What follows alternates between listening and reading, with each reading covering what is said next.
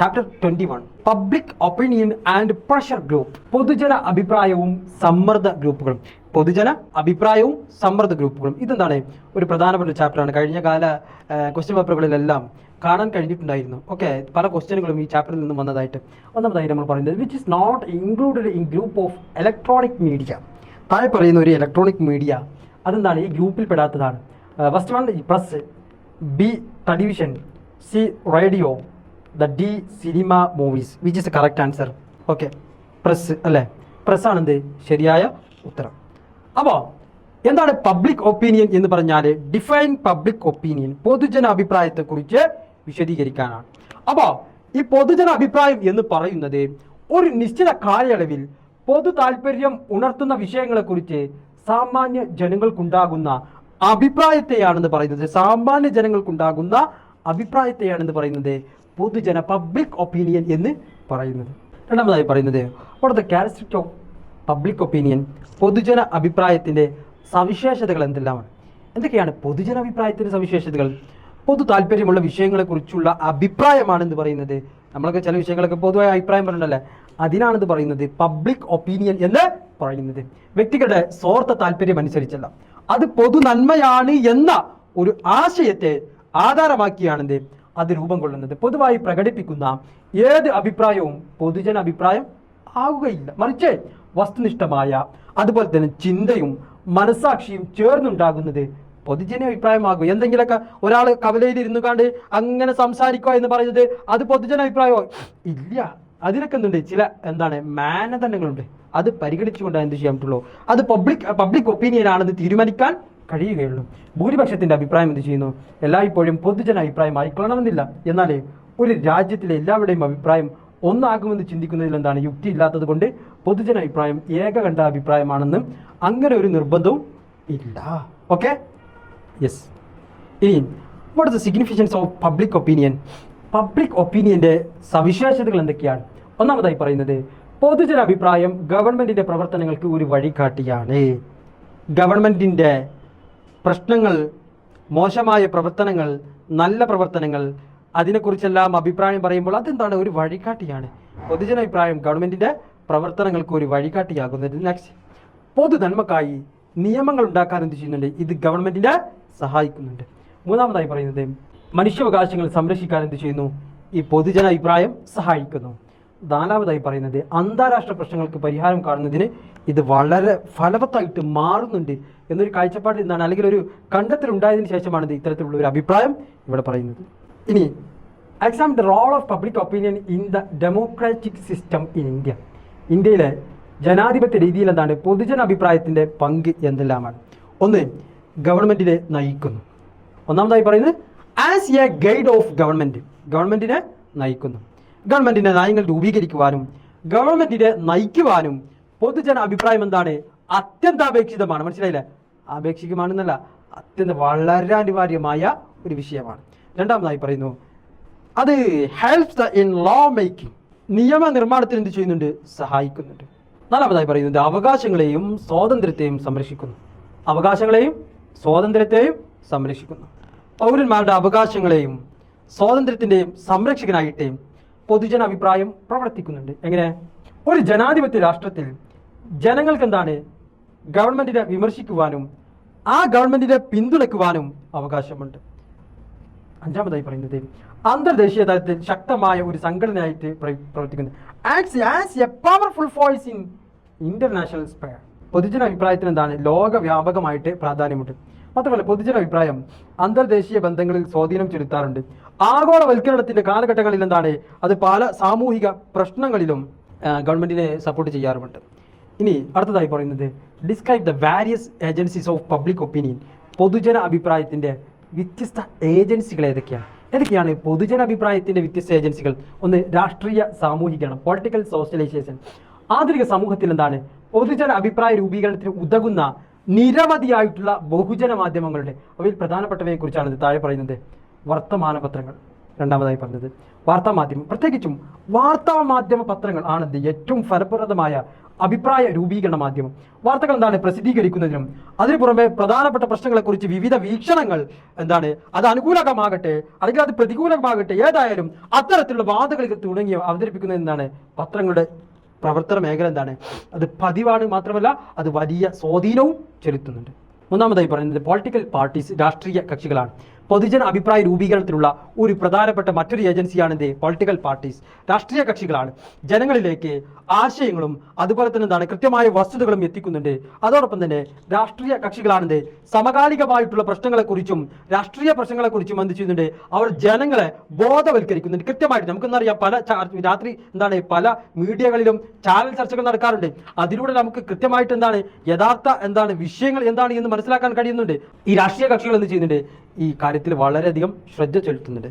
മറ്റൊന്നാണ് educational institution, വിദ്യാഭ്യാസ സ്ഥാപനങ്ങൾ, സ്കൂളുകൾ, കോളേജുകൾ, സർവകലാശാലകൾ തുടങ്ങിയ സ്ഥാപനങ്ങൾ പൊതുജന അഭിപ്രായ രൂപീകരണത്തിൽ വലിയ പങ്ക് വഹിക്കുന്നുണ്ട്. ഏറ്റവും സുപ്രധാനമായ സമകാലിക വീക്ഷണങ്ങൾ അവിടെ വെച്ച് അവർ ചർച്ച ചെയ്യപ്പെടാറുണ്ട്. വീക്ഷണം എന്ത് ചെയ്യുന്നുണ്ട്, അവർ അതിനെ വിപുലീകരിച്ചുകൊണ്ട് കൃത്യമായിട്ട് ക്യാമ്പസിനകത്തുള്ള വിദ്യാർത്ഥികളെയും അതുപോലെ തന്നെ സർവകലാശാലകളിലാകട്ടെ സ്കൂളുകളിലാകട്ടെ കോളേജുകളിലാകട്ടെ ഇത്തരത്തിലുള്ള വിഷയങ്ങൾ കൃത്യമായിട്ട് ചർച്ച ചെയ്തുകൊണ്ടാണ് അവർ വിഷയങ്ങളെല്ലാം ക്രോഡീകരിച്ചുകൊണ്ട് വിദ്യാർത്ഥി സമൂഹത്തിലേക്ക് എത്തിക്കുന്നത്.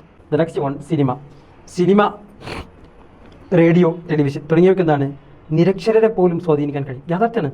പഴയ കാലത്തുള്ള ആളുകൾ അവർക്കൊരു പക്ഷേ എഴുത്തറിയില്ല, അവർക്കൊരു പക്ഷേ വായന അറിയില്ല. പക്ഷേ അവരെന്ത് ചെയ്യുന്നുണ്ട്, രാവിലെ 6 മണിക്കുള്ള വാർത്ത കേൾക്കുന്നുണ്ട്, മറ്റൊരു സമയത്ത് 7 മണിക്കുള്ള വാർത്ത കേൾക്കുന്നുണ്ട്. അല്ലെങ്കിൽ അവർ എഴുത്തും വായനയും അറിയുന്നില്ലെങ്കിൽ പോലും ഇത്തരം മീഡിയകൾ ഉപയോഗിച്ച് ലോകത്തുള്ള സംഭവ വികാസങ്ങളെ കുറിച്ച് മനസ്സിലാക്കുന്നുണ്ട്. അല്ലെങ്കിൽ മറ്റൊരാളെ വെച്ചുകൊണ്ട് പത്രം വായിപ്പിച്ച് കേൾപ്പിച്ചുകൊണ്ട് എന്ത് ചെയ്യുന്നുണ്ട്, ഈ കാര്യങ്ങൾ അവർ മനസ്സിലാക്കുന്നുണ്ട്. ഇത് വളരെ പ്രാധാന്യം ചെലുത്തുന്ന, സ്വാധീനം ചെലുത്തുന്ന ഒന്നായി മാറിയിട്ടുണ്ട്. മറ്റൊന്ന് റേഡിയോയും ടിവിയും. ഇലക്ട്രോണിക് മാധ്യമങ്ങളായ റേഡിയോയും ടിവിയും സാമൂഹ്യ ജീവിതത്തെ പ്രതിഫലിപ്പിക്കുന്നു. പത്രമാധ്യമങ്ങൾ വിദ്യാസമ്പന്നരെ മാത്രമേ സ്വാധീനിക്കുകയുള്ളൂ. പക്ഷേ ഈ റേഡിയോയും ടിവിയും പോലുള്ള മാധ്യമങ്ങൾ അത് വിദ്യാഭ്യാസം ഇല്ലാത്ത സാധാരണ ജനങ്ങളിലേക്ക് എന്ത് ചെയ്യുന്നുണ്ട്, സമകാലീനമായിട്ടുള്ള സന്ദേശങ്ങൾ കൈമാറുകയും അവരുടെ അഭിപ്രായങ്ങൾ എന്ത് ചെയ്യുന്നുണ്ട്, ശേഖരിക്കുകയും ചെയ്യുന്നുണ്ട്. ഇനി what are the pressure groups? എന്താണ് സമ്മർദ്ദ ഗ്രൂപ്പ് എന്ന് പറഞ്ഞാൽ? ആധുനിക സമൂഹത്തിൽ രാഷ്ട്രീയ കക്ഷികൾ കൂടാതെ നിരവധി സംഘടനകൾ രാഷ്ട്രീയ പ്രക്രിയയെ സ്വാധീനിക്കുന്നതായിട്ട് നമുക്ക് കാണാൻ കഴിയും. താല്പര്യ ഗ്രൂപ്പുകൾ, സമ്മർദ്ദ ഗ്രൂപ്പുകൾ എന്നീ പേരുകളിലാണ് ഇത് പൊതുവേ അറിയപ്പെടുന്നത്. എല്ലാ ലിബറൽ ജനാധിപത്യ രാഷ്ട്രങ്ങളിലും പൗരന്മാരുടെ വ്യത്യസ്ത താല്പര്യങ്ങളെ പ്രതിനിധീകരിക്കുന്ന അനേകം ഗ്രൂപ്പുകളുണ്ട്. ഈ ഗ്രൂപ്പുകൾ പരസ്പരവും സർക്കാരും തമ്മിലും ഇടപഴകുന്നു. സമ്മർദ്ദ താല്പര്യ ഗ്രൂപ്പുകൾ രാഷ്ട്രീയ കക്ഷികളുടെ പങ്കിനെയും ലക്ഷ്യങ്ങളെയും എന്ത് ചെയ്യുന്നുണ്ട്, കൂടുതൽ അർത്ഥവത്താക്കുകയും ചെയ്യുന്നുണ്ട്. ഇനി evaluate the method of adopted by the pressure group. സമ്മർദ്ദ ഗ്രൂപ്പുകളുടെ പ്രവർത്തനങ്ങളെ കുറിച്ച് ചർച്ച ചെയ്യാനാണ്. എന്തെല്ലാമാണ്? ഒന്ന്, ഗവൺമെന്റ് നയങ്ങളെ സ്വാധീനിക്കാൻ പലവിധ തന്ത്രങ്ങൾ ഉപയോഗിക്കാറുണ്ട്. സമ്മർദ്ദ ഗ്രൂപ്പുകൾ, താല്പര്യ ഗ്രൂപ്പുകാർ സ്വീകരിക്കുന്ന തന്ത്രം. ഒന്ന്, എണ്ണം വളരെ പ്രധാനപ്പെട്ടതാണ്. ഗവൺമെന്റ് വകുപ്പുകളെ, ഉദ്യോഗസ്ഥന്മാരെ നേരിട്ട് സ്വാധീനിക്കും. 2, വ്യക്തികൾ, രാഷ്ട്രീയ കക്ഷികൾ, പൊതുജന അഭിപ്രായം എന്നിവ വഴി എന്ത് ചെയ്യുന്നുണ്ട്, ഗവൺമെന്റിനെ പരോക്ഷമായി സ്വാധീനിക്കുന്നുണ്ട്. പക്ഷേ അതിന് വേണ്ടതായ രൂപത്തിൽ എന്ത് ചെയ്യുന്നില്ല, പരിഗണിക്കുന്നില്ല എന്നാണ് നമുക്ക് മനസ്സിലാക്കാൻ കഴിയുന്നത്. What do you mean by sustainable development in environment? പരിസ്ഥിതിയുടെ സന്തുലിത വികസനം എന്നാൽ അർത്ഥമാക്കുന്നത് എന്താണ്? ഒരു പരിസ്ഥിതിയെ പരമാവധി മലിനമാക്കാത്ത വികസനമാണ് സന്തുലിത വികസനം എന്ന് പറയുന്നത്. Describe the meaning of environment. പരിസ്ഥിതി എന്നാൽ അർത്ഥമാക്കുന്നത് നാം വസിക്കുന്ന ചുറ്റുപാടിനെയാണെന്ന് പറയുന്നത് പരിസ്ഥിതി എന്ന് പറയുന്നത്. നാം വസിക്കുന്ന ചുറ്റുപാടിനെയാണെന്ന് പറയുന്നത് പരിസ്ഥിതി എന്ന് പറയുന്നു. Okay, what are the main case of the case environment degradation? ഈ പരിസ്ഥിതിയുടെ ശോഷണത്തിന് ബാധിക്കുന്ന കാരണങ്ങൾ, എല്ലാ മാനുഷിക പ്രവർത്തനങ്ങളും ചെയ്യുന്നത് പരിസ്ഥിതിയുടെ ശോഷണത്തിന് കാരണമായി തീരുന്നു. ജലപരപ്പവും ശാസ്ത്രത്തിന്റെയും സാങ്കേതിക വിദ്യയുടെയും പുരോഗമനവും വ്യത്യസ്ത തരത്തിൽ പരിസ്ഥിതിയെ അത് മലിനമാക്കുന്നു. ഇത് പരിസ്ഥിതിയുടെ ശോഷണത്തിന് ബാധിക്കുന്ന ഒരു പ്രധാനപ്പെട്ട കാരണമാണ് എന്ന് നമുക്ക് മനസ്സിലാക്കാൻ കഴിയും. One of the main factors of the cause of environment problems, പാരിസ്ഥിതികമായ പ്രശ്നങ്ങൾക്ക് കാരണമാകുന്ന പ്രധാനപ്പെട്ട ഘടകങ്ങൾ എന്തൊക്കെയാണ്? പ്രധാനപ്പെട്ട ഘടകങ്ങൾ: ഒന്ന്, ജലമലിനീകരണം. വ്യവസായശാലകളിലെ മാലിന്യങ്ങൾ പലപ്പോഴും നിക്ഷേപിക്കുന്നത് നദികളിലാണ്. അത് തടയാനുള്ള ഒരു മാർഗം നമ്മുടെ ഗവൺമെന്റുകളും സർക്കാരുകളും കൊണ്ടുവരൽ അനിവാര്യമാണ്. ജലത്തെ ഇന്നത്തെ ഈ ജലം മലിനമാക്കുന്നതിലൂടെ ഇന്നത്തെ ഒരു പ്രധാനപ്പെട്ട പ്രശ്നമാണ് ജലം ശുദ്ധീകരിച്ച് വീണ്ടും ഉപയോഗിക്കുക. ജലമലിനീകരണം തടയുക, ജലസംഭരണികളും തടയണകളും നിർമ്മിക്കുക, മഴക്കുഴികൾ നിർമ്മിച്ച് ജലം മണ്ണിൽ നിലനിർത്തുക, ഇവയെല്ലാം ജല സംരക്ഷണത്തിനുള്ള മാർഗം. മറ്റൊന്നാണ് എയർ പൊല്യൂഷൻ, വായു മലിനീകരണം. വാഹനങ്ങളിൽ നിന്നും പുറത്തെടുത്ത് ഡൽഹിയെ പോലുള്ള സ്റ്റേറ്റുകളിലൊക്കെ എന്ത് ചെയ്യുന്നത്, ഇത് വ്യാപകമായിട്ടുള്ള ഒരു പ്രശ്നമായിട്ട്, പ്രധാനപ്പെട്ട ഒരു പ്രശ്നമായിട്ട് നിലനിൽക്കുന്ന ഒന്നാണ് ഇത് എയർ പൊല്യൂഷൻ. വാഹനങ്ങളിൽ നിന്നും പുറത്തെടുക്കുന്ന പുകയാണ് പ്രധാനമായും വായുവിനെ മലിനീകരിക്കുന്നത്.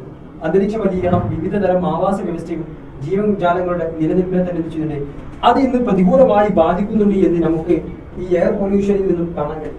പണ്ട് കാലത്തൊക്കെ ഈ മാനത്ത്, ഞാനൊക്കെ ചെറിയ വിദ്യാർത്ഥിയായ സമയത്ത് മാനത്തിലുള്ള ചെറിയ തുമ്പികൾ പോകുമായിരുന്നു. പക്ഷെ ഇന്ന് എന്താണ്, ആ ഒരു തുമ്പികൾക്ക് വംശനാശം സംഭവിച്ചിട്ടുണ്ട്. അത് ഇത്തരത്തിലുള്ള പല പ്രശ്നങ്ങൾ മൂലമാണ് എന്നാണ് പല ശാസ്ത്രീയ പഠനങ്ങളിൽ നിന്നും നമുക്ക് മനസ്സിലാക്കാൻ കഴിയും. മൂന്നാമതായി പറയുന്നത് ആണവ നിലയത്തിൽ നിന്നുള്ള അവശിഷ്ടങ്ങൾ, ന്യൂക്ലിയർ വേസ്റ്റ്. താപ നിലയങ്ങളിലെ അവശിഷ്ടങ്ങൾ എന്ത് ചെയ്യുന്നില്ല, പലപ്പോഴും അത് തള്ളപ്പെടുന്നത് എവിടെയാണ്, കടലിലാണ്. ഇത് വളരെയധികം ദോഷകരമായി ബാധിക്കുന്ന ഒരു വിഷയമാണ്. ഇത് കടലിലെ വിവിധ തരം ജീവജാലങ്ങളെയും ആ കടലിന്റെ മണ്ണിനെയും എന്ത് ചെയ്യുന്നുണ്ട്, വളരെയധികം ദോഷകരമായിട്ട് ബാധിക്കും. നാലാമതായി പറയുന്നത് പോപ്പുലേഷൻ ഗ്രോത്ത്, ജനപ്പെരുപ്പം. എല്ലാ വിഭവങ്ങളുടെയും ശേഖരണം അപരിമിതമല്ല എന്നുള്ളതാണ് വാസ്തവം. പ്രകൃതി വിഭവങ്ങൾ പരിശോധിച്ചു കഴിഞ്ഞാൽ യാതൊരു നിയന്ത്രണവും ഇല്ലാതെ ഉപയോഗിക്കുകയാണെങ്കിൽ എന്താണ്, അത് വരുന്ന തലമുറയ്ക്ക് എന്ത് ചെയ്യുന്നുണ്ട്, യാതൊന്നും അവശേഷിക്കുകയില്ല എന്ന് നമുക്ക് വ്യക്തമായിട്ട് മനസ്സിലാക്കാൻ കഴിയും. ഇന്നത്തെ സമൂഹം കാട്ടിക്കൂട്ടുന്ന പ്രവർത്തനങ്ങൾ മൂലം അല്ലെ, അത് മറ്റൊരു തലമുറയെ ബാധിക്കും, വളരെയധികം ദോഷകരമായിട്ട് ബാധിക്കും. അതുകൊണ്ട് പാട്ടില്ല, ഒരു ഇനിയൊരു തലമുറയ്ക്ക് വിടവാസം സാധ്യമോ, മനുഷ്യരെങ്ങനെ ജീവിക്കുന്നു, തലമുറയെ പരിഗണിക്കാതെ അവർ പ്രവർത്തിക്കുന്നു, അവരാരും ചിന്തിക്കുന്നില്ല. ഇനിയൊരു തലമുറ ഇവിടെ വരാനുണ്ട്, ഇവിടെ ജീവിക്കാൻ കഴിയാതെ അവരെ കൊല്ലുന്ന രൂപത്തിൽ നിന്റെ സമൂഹത്തിലുള്ളവരും പ്രവർത്തിക്കും.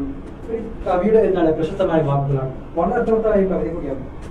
അപ്പോ ഇവിടെ എന്താണ്, യാതൊരു നിയന്ത്രണവും ഇല്ലാതെ ഉപയോഗിക്കണം എന്ന് വെച്ചാൽ വരും തലമുറ എന്ത് ചെയ്യുന്നുണ്ട്, വളരെയധികം ദോഷകരമായിട്ട് അത് ബാധിക്കുന്നുണ്ട്. മാത്രമല്ല ജനം വർദ്ധിക്കുന്നതിനൊപ്പം പ്രകൃതി വിഭവങ്ങൾക്ക് കുറവ് അനുഭവപ്പെടുന്നു. ഇതെന്താണ്, സന്തുലിത ആവാസ വ്യവസ്ഥയ്ക്ക് എന്ത് ചെയ്യുന്നുണ്ട്, ഹാനികരമായിട്ട് ബാധിക്കുകയും ചെയ്യുന്നത്.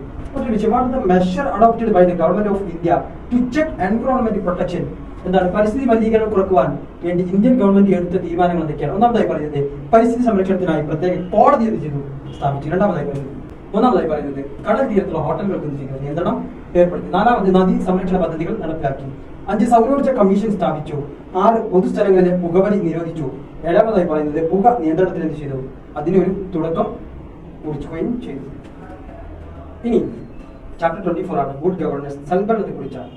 എന്താണ് ഇവിടെ ആദ്യം ചർച്ച ചെയ്യുന്നത്? Discuss the meaning of the good governance. ഒരു നല്ല ഭരണം എന്നാൽ അർത്ഥമാക്കുന്നത് എന്താണ്? നല്ല ഗവൺമെന്റുകൾ തങ്ങളുടെ അധികാരവും നയങ്ങളും പ്ലാനുകളും ജന നന്മ ലക്ഷ്യമാക്കിക്കൊണ്ടായിരിക്കുന്നത് അവർ രൂപീകരിക്കുന്നത്. ജനങ്ങൾ എപ്പോഴും എന്താണ്, ഗവൺമെന്റിന്റെ പ്രവർത്തനങ്ങൾ നിരീക്ഷിക്കുന്നു, അതിനെ കാര്യക്ഷമമായി പ്രവർത്തിക്കുന്ന ഒരു ഗവൺമെന്റ് എന്ന നിലയിൽ എന്ത് ചെയ്യുന്നുണ്ട്, അതെല്ലാം പ്രവർത്തിക്കുകയും ചെയ്യുന്നുണ്ട്. ഇനി identify the features of the good governance. ഒരു നല്ല ഗവൺമെന്റിന്റെ സവിശേഷതകൾ എന്തൊക്കെയാണ്?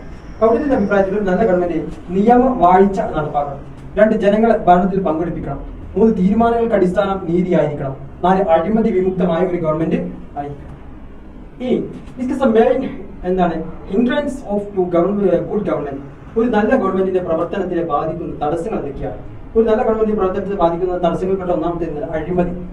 എപ്പോഴും എന്താണ് ഒഴിവാക്കപ്പെടുന്ന ഒരു വിഷയമാണത് അഴിമതി എന്ന് പറയുന്നത്. അഴിമതി ലോകവ്യാപകമായ ഒരു പ്രതിഭാസമാണ്. കേരളത്തിൽ അല്ലെങ്കിൽ ഇന്ത്യയിൽ മാത്രമുള്ള ഒന്നല്ല, ലോകത്താകെ വ്യാപകമായിട്ട് കിടക്കുന്ന ഒരു പ്രതിഭാസമാണ് ഇത് അഴിമതി. വ്യാപകമായി കൊണ്ടിരിക്കുന്ന അഴിമതി തടയാൻ പല നടപടികളും സ്വീകരിക്കാവുന്നതാണ്. ഒന്ന്, ദേശവ്യാപകമായി പൊതു താല്പര്യ കോടതികൾ ചെയ്യുക, സ്ഥാപിക്കുക. രണ്ടാമതായി പറയുന്നത് നിയമങ്ങൾ എന്ത് ചെയ്യുക, ഒന്നുകൂടി കർശനമായിട്ട് നടപ്പിൽ ഒന്നുകൂടി എന്ത് ചെയ്യുക, കർശനമായിട്ട് നടപ്പിൽ. ഓക്കെ, ഇത്രയും ഭാഗങ്ങളാണ് ഇന്നത്തെ ക്വസ്റ്റ്യൻ ആൻസർ ഈ റിലേറ്റഡ്. അപ്പോൾ ഓക്കെ, ഇത്രയും ഭാഗങ്ങളാണ് നമ്മൾ ഇന്നത്തെ ക്ലാസ്സിലൂടെ ചർച്ച ചെയ്തത്. അപ്പോൾ നിങ്ങൾ ഇത് വളരെയധികം ഇരുന്നുകൊണ്ട് കേട്ടുകൊണ്ട് പഠിക്കേണ്ട വിഷയങ്ങളാണ്. ചർച്ച ചെയ്തെല്ലാം പ്രധാനപ്പെട്ട പോയിന്റുകളാണ്. ഇവിടെ ഏത് പ്രശ്നത്തിനും എന്താണ് പരിഹാരത്തിനും നിങ്ങളുടെ കൂടെ ഞാനും ഉണ്ടാകും, നാറ്റും ഉണ്ടാകും. ഈ ക്ലാസ്സുകളുടെ എല്ലാം വളരെ വിശദമായ ക്ലാസ്സുകളെല്ലാം നിങ്ങൾക്ക് നാഷണൽ അക്കാദമിയുടെ ആപ്പിൽ ലഭ്യമാകും. നിങ്ങൾ അത് ലഭിക്കാൻ വേണ്ടിയിട്ട് താഴെയുള്ള നമ്പറിൽ ബന്ധപ്പെടണം. അപ്പോൾ ഒക്കെ മറ്റൊരു വീഡിയോയുമായി ഞാൻ നിങ്ങൾക്ക്